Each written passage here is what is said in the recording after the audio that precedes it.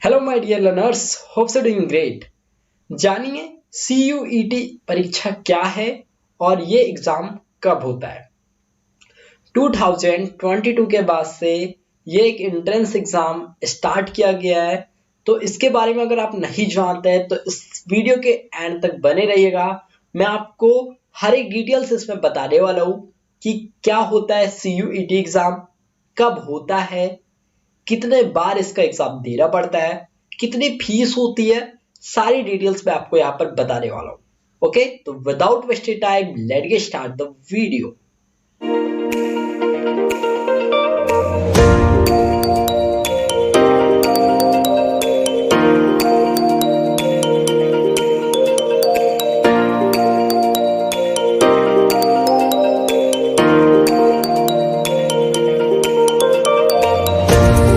कुछ कुछ पॉइंट्स हैं जो मैं आपको बता देता हूँ। सबसे पहले कि what is CUET exam, what is the qualification required, what will be the age limit, okay, form कब आता है, एप्लीकेशन फीस क्या होने वाली है, एग्जाम पैटर्न क्या होगा, सिलेबस क्या होगा इसका, इसमें टॉप कॉलेजेस कौन कौन से होंगे, इसके बाद क्या होगा और इसकी प्रिपरेशन कैसे करना है। ओके, देखिए मैंने आपको क्या क्या बताया कि CUET एग्जाम क्या है, क्वालिफिकेशन क्या होना चाहिए, एज लिमिट क्या होनी चाहिए, इसका फॉर्म कब आता है, एप्लीकेशन फीस कितना रहने वाला है, एग्जाम पैटर्न क्या रहेगा, मार्क्स कितने मिलेंगे, सिलेबस क्या है हमारा, इसमें टॉप कॉलेजेस कौन कौन से होंगे, इसके बाद क्या करें और इसकी तैयारी कैसे करना है। जानने के इच्छुक हो ना? अरे जरूर होंगे। बहुत इंपॉर्टेंट बात मैं आपको बताने वाला हूं और ये सारे जितने मैंने पॉइंट्स बताया ना, स्टूडेंट्स का दिमाग में हमेशा से यही डाउट बना रहता है कि फीस कब है, एग्जाम कब होगा, किस मंथ में इसका नोटिफिकेशन आएगा। ये सारी चीजें उनके दिमाग में बैठी होती है, उन्हें कुछ समझ नहीं आता है। सो प्रॉपर गाइडेंस की अगर आपको जरूरत है तो वीडियो को पूरा देखो, आपको हर एक चीज यहाँ पर क्लियर हो जाएगी। ठीक है ना? देखिए सबसे पहले मैं बात करता हूँ, इस एग्जाम का नाम है CUET। फुल फॉर्म की बात करें तो सेंट्रल यूनिवर्सिटी एंट्रेंस टेस्ट। एक नया स्टार्ट हुआ है 2022 से, सेंट्रल यूनिवर्सिटी एंट्रेंस टेस्ट। आपको समझ में आ रहा होगा कि एंट्रेंस टेस्ट है, यानी कि कॉलेज में एडमिशन के लिए हमें ये देना होगा। आपको दो एग्जाम के नाम बहुत ही पता होंगे, JEE और एक है नीट। पता होगा, ये तो आप लोगों ने सुना भी होगा। ठीक है ना? तो उन्हीं की तरह एक एग्जाम होगा सेंट्रल यूनिवर्सिटी एंट्रेंस टेस्ट, जिसको पास करने के बाद में आप एक अच्छे बेहतरीन कॉलेज में कम फीस में या ना के बराबर फीस में आप वहां पर पढ़ सकते हैं। ठीक है ना? नेशनल टेस्टिंग एजेंसी इसकी कंडक्टिंग बॉडी है, जिसको NTA कहते हैं। ठीक है? एग्जाम की बात करूं तो ये 2 घंटे का एग्जाम होता है। साल में कितने बार होता है तो देखो, हर साल एक ही बार ये एग्जाम होता है। परीक्षा का जो लेवल क्या होता है तो ये यूनिवर्सिटी का लेवल रहता है। परीक्षा किस माध्यम से होगी, हिंदी या तो फिर इंग्लिश। तो आप जान लीजिए कि ये जो एग्जाम होगा ये आपका ऑनलाइन मोड पर होगा। कैसे मोड पर होगा? ऑनलाइन मोड पर होगा। ऑफलाइन की अगर मैं बात करूं तो ऑफलाइन ये नहीं होगा। ठीक? अलग अलग सब्जेक्ट के हिसाब से अलग अलग परीक्षा देनी होगी आपको, और कंप्यूटर बेस्ड होगा। तो इसका मतलब आपको कंप्यूटर में ऑप्शन क्लिक करते भी आना चाहिए। हाँ, मैं आपको और एक बार बता दूं कि ये ऑप्शन वाला होगा। ओके, आपको 4 ऑप्शन दिए जाएंगे, उसमें से कोई एक करेक्ट ऑप्शन आपको चूज करना होगा। काउंसलिंग कैसे करा सकते हो? 2 तरीके से इसकी काउंसलिंग होती। पहले इसका ऑफलाइन ही होता था, बट अब इसका ऑनलाइन भी हो गया है। ठीक है? तो 2 तरीके से करा सकते हो। इसमें पार्टिसिपेट कितने कॉलेजेस करते हैं, यानी कि कितने कॉलेज मिलकर के एग्जाम कंडक्ट कराते हैं। तो देखिए 250 कॉलेजेस हैं टोटल, यानी कि आप इस एग्जाम को पास करने के बाद में 250 कॉलेजेस में एंट्री ले सकते हैं, और इंडिया के टॉप मोस्ट कॉलेज होंगे वो। मैं आपको बताऊंगा कि सबसे अच्छे कॉलेज कौन कौन से, टॉप 10 की लिस्ट आपके सामने रखने वाला हूँ। ठीक है ना? चलिए आगे आप इनकी 1 बाय 1 डिटेल में बात करते हैं। CUET का ओवरव्यू देख लीजिए। सेंट्रल यूनिवर्सिटी एंट्रेंस टेस्ट, बहुत सारे बच्चों को अभी यही नहीं पता होगा, इसका फुल फॉर्म जान लो, सेंट्रल यूनिवर्सिटी एंट्रेंस टेस्ट। अब देखो 250 यूनिवर्सिटीज क्या करती हैं, इसको अपना कंडक्ट करती है। 2021 तक परीक्षा का नाम central university common entrance test था, बट 2022 के बाद में इसे चेंज कर दिया गया है, और इसको भारत और विदेश के भी लोग दे सकते हैं। ठीक है? 500 से भी ज्यादा ये सिटीज में होता है कंडक्ट, ध्यान रखो। और ये 2 आवर्स का एग्जाम होता है, कंप्यूटर बेस्ड होता है, और इसमें क्या होता है, पेपर पेंसिल आधारित मोड भी किया जा सकता है, ये अलग चीज है, बट ये कंप्यूटर बेस्ड होता है, ठीक है ना। ये बात आपको समझ आ गई। देखिए इसके बाद अगर एग्जाम पैटर्न की बात करें तो एग्जाम पैटर्न यहाँ पर मैं आपको बता देता हूँ। देखो क्या होगा कि हर एक सब्जेक्ट के हिसाब से अलग अलग एग्जाम होगा, ठीक। अब देखिए 3 सेक्शंस में डिवाइड है एक प्रकार से एग्जाम। कितने सेक्शंस में डिवाइड है? 3 सेक्शंस में एग्जाम डिवाइड है।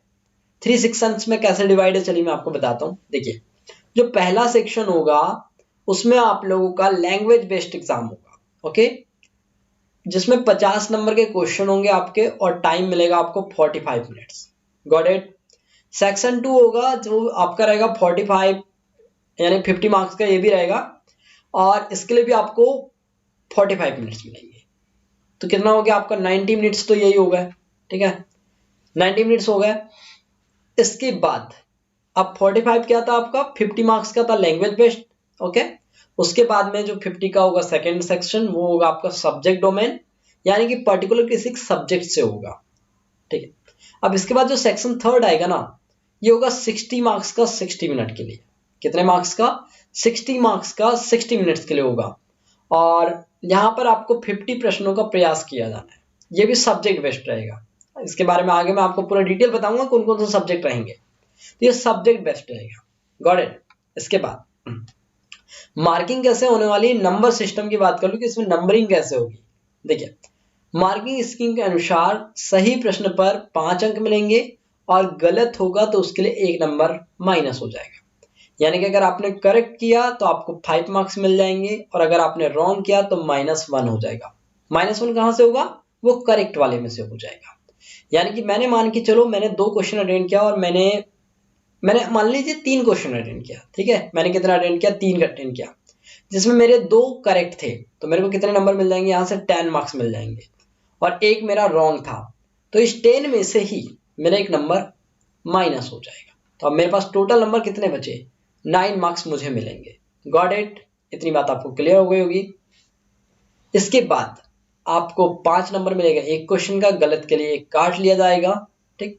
और अगर आप कोई भी आंसर ही नहीं देते, अगर मान लीजिए आपने, जैसे मैंने मान लीजिए यहाँ पर 3 क्वेश्चन अटेंड किया था, अगर मैं यहाँ पर 2 ही क्वेश्चन अटेंड करता और दोनों के दोनों करेक्ट हो जाते, तो मेरा नंबर नहीं कटता जो मैंने छोड़ दिया था, ठीक है। तो आप जिस क्वेश्चन को लीव कर दोगे, जिसको आप अटेंड नहीं करोगे, उसके लिए आपका नंबर नहीं कटेगा, ओके। तो ये हो गई मार्किंग कैसे मिलेगा, ये हमने देख लिया। आप जानते हैं इसका सिलेबस क्या है। तो जो ये सेक्शन 1 था ना, ये पार्ट वाइज है। तो देखिए इसमें आएगा रीडिंग कंपैरिजन। रीडिंग कंपैरिजन क्या होता है? हिंदी में है तो गद्यांश आएगा, यानी कि आप लोगों को क्या बोलते हैं, एक प्रकार से पैराग्राफ आएगा, उसको आपको पढ़ना होगा। अगर आप इंग्लिश में देते हैं तो आपको एक पैराग्राफ देगा बड़ा सा, उसको आपको पढ़ करके आंसर देने होंगे। इसके बाद सेक्शन 2 जो होगा, ये क्लास 12th के बोर्ड परीक्षा विषय का सिलेबस होगा। इसमें फिजिक्स हो सकता है, केमिस्ट्री हो सकता है, बायोलॉजी हो सकता है, यानी कि ये सब्जेक्ट डोमेन टाइप से, इसमें सब्जेक्ट रहेगा आपका पर्टिकुलर। इसके बाद आता है सेक्शन 3 सामान्य परीक्षा, यानी कि आप लोग इसको जनरल नॉलेज बोल सकते हो, जीके एंड जीएस का मिक्सअप रहेगा ये। इसमें क्या क्या आएगा आप लोगों का? जीके आएगा, करंट अफेयर्स आएगा, इसके बाद में मेंटल एबिलिटी यानी कि रीजनिंग आ सकती है, ओके, क्या आएगी? रीजनिंग आएगी थोड़ी बहुत, लॉजिकल रीजनिंग देगा, नंबर एबिलिटी देगा, ये सारे यानी इजी पैटर्न रहेगा जो करंटली चलता है कंपटीशन एग्जाम में, वो आपको यहाँ पर देखना होगा, ओके। तो ये आपके 3 पार्ट में ये सिलेबस हो गया। समझ में आ गई इतनी बातें? पहला था आप लोगों का रीडिंग कंपैरिजन वाला पार्ट, जो आपका 2 ही रहेगा, या तो हिंदी या तो फिर इंग्लिश में, और वहां पे आपको अपठित गद्यांश के आधारित रहेगा, जिसमें आपको क्वेश्चन आंसर देने होंगे। सेक्शन 2 जो था उसमें आपको डोमेन रहेगा, पर्टिकुलर कोई सब्जेक्ट रहेगा, जैसे फिजिक्स हो सकता है, बायोलॉजी हो सकता है, ये आपके पर्टिकुलर सब्जेक्ट रहेंगे। इसके बाद मैं बात करता हूं एग्जाम एलिजिबिलिटी क्राइटेरिया क्या रहेगा। तो देखिए छात्र को केंद्रीय विद्यालयों में बैचलर डिग्री प्रोग्राम में प्रवेश करने के लिए किसी मान्यता प्राप्त बोर्ड परीक्षा यानी कि बोर्ड से विज्ञान या संबंधित स्ट्रीम में कक्षा 12 उत्तीर्ण करनी होगी। यानी कि क्लास 12 पास करने के बाद ही आप इस एग्जाम में बैठ सकते हो। इसमें बैठने के लिए ना कोई एज लिमिट नहीं रखा है, याद रखना ये बात को कि यहाँ पर एज लिमिट नहीं है, आप कितनी बार इसको दे सकते हो। 10 बार देना 10 बार दो, 1000 बार देना है 1000 बार दो, कोई दिक्कत नहीं है। एप्लीकेशन प्रोसेस क्या होगा, तो इसकी पर्सनल एक वेबसाइट है जिसका नाम है CUET निक इंडियन IN, ओके, निकिन। तो ये है, इस वेबसाइट पे आप जाएंगे, उसके बाद में अपना ईमेल आईडी, अपना एड्रेस, फिर डिटेल्स वगैरह फिल करेंगे, तो वहाँ पे आपको एप्लीकेशन फॉर्म फिलअप करने का ऑप्शन मिल जाएगा। फिर अपना आप वहाँ पे फोटोग्राफ, सिग्नेचर अपलोड करेंगे, देन एप्लीकेशन फीस आपको पेड करनी होगी, आपका फॉर्म फिलअप हो जाएगा। इतनी बातें क्लियर है। अभी इसकी बात करते हैं एप्लीकेशन फीस कितना होगा। यार थोड़ा एप्लीकेशन फीस बहुत ज्यादा रखा हुआ है इन्होंने। अगर देखिए यहाँ पे सब्जेक्ट वाइज फीस लगता है, ठीक है, और कैटेगरी वाइज भी लगता है। अगर आप जनरल कैटेगरी से आते हैं, अगर आप जनरल कैटेगरी से बिलोंग करते हैं और मैक्सिमम 3 सब्जेक्ट के लिए देते हैं, तो आपको 750 रुपीज लगेगा। अगर आप ओबीसी से आते हो तो भी आपको 700 लगेगा। अगर आप ST SC EWS या थर्ड जेंडर से आते हैं, ट्रांसजेंडर से आते हैं, तो आपको 650 रुपीज यानी कि 650 रुपये लगेगा। और अगर आप इंडिया से दूसरे कंट्री के हैं तो आपको 3750 रुपीज लगेगा, यानी कि 3750 रुपये लगेगा। ओबीसी को 700, ST SC को 650 रुपीज और जनरल कैटेगरी वालों को 750 रुपीज लगेगा।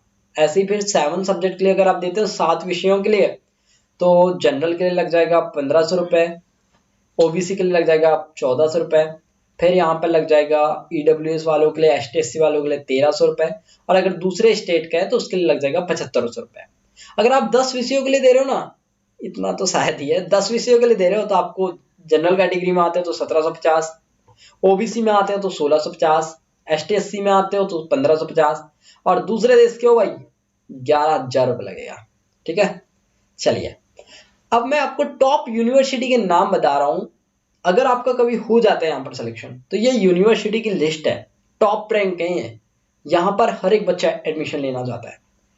तो सबसे पहला यूनिवर्सिटी ऑफ इलाहाबाद, फिर है Jawaharlal Nehru university new Delhi, Banaras Hindu university UP Uttar Pradesh, Jamia Millia Islamia new Delhi, university of Hyderabad Telangana, Muslim university Uttar Pradesh, university of Delhi, Tezpur university Assam, इसके बाद में है पांडिचेरी यूनिवर्सिटी, इसके बाद में north east hill university Meghalaya, फिर विश्व भारती यूनिवर्सिटी वेस्ट बंगाल।